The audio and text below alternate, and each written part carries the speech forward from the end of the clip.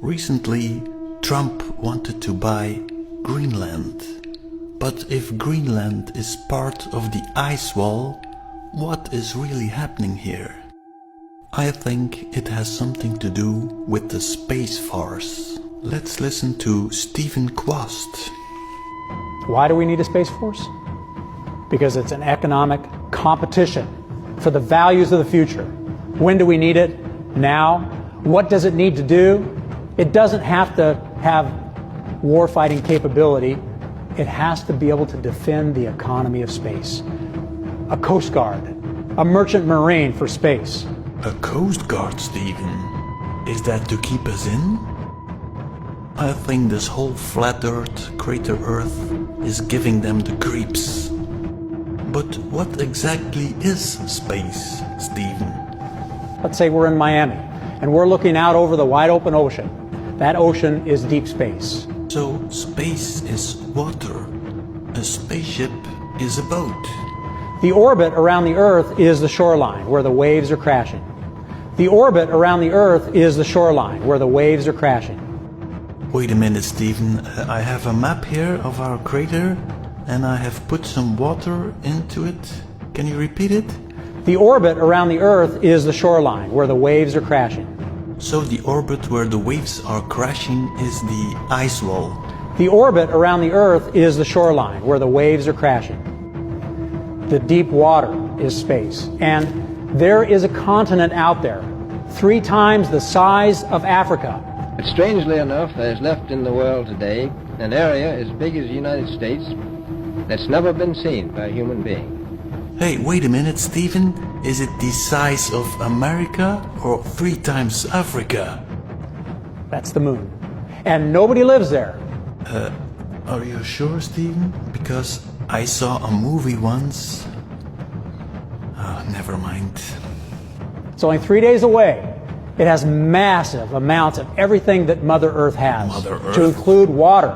Water? On the South Pole, in the craters, greater than the Great Lakes as far as volume. So now suddenly there's water on the moon.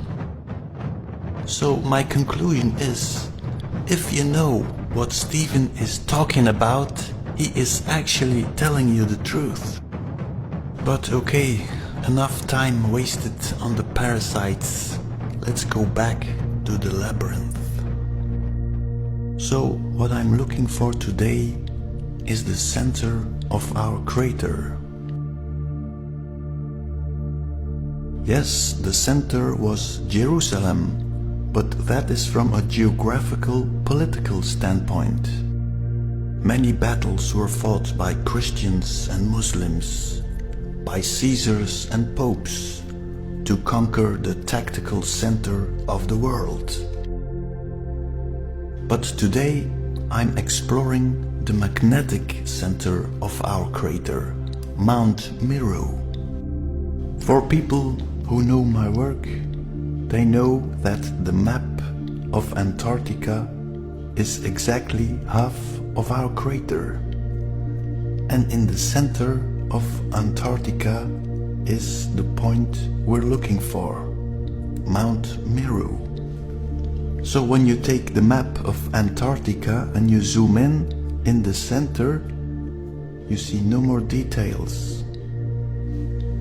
A white blind spot in this one. In Google Maps Antarctica, you have this strange white spot.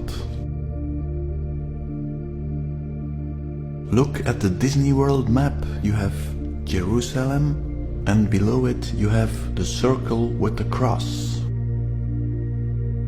So this had been in the back of my mind for a while, and it all started making sense when I saw a fragment of Game of Thrones. So let's take a look at the intro of Game of Thrones. You have the ice wall with a hole in the middle. Let's take a look at my 3D map of our crater. You have the same hole in the ice. Going in, there on the ground you see water is flowing in, flooding a first city. going uphill to the next city, and that city is called Winterfell. And what do you see in the city? A tree.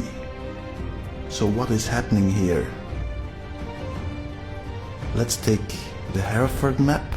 So you have the hole in the ice wall, the pillars of Hercules. The water's flowing in, taking the first city, Carthage. Moving up to the next city, and it is the Isle of Crete. So, in Winterfell you have a tree, the weirwood tree, but on the Isle of Crete you have the labyrinth.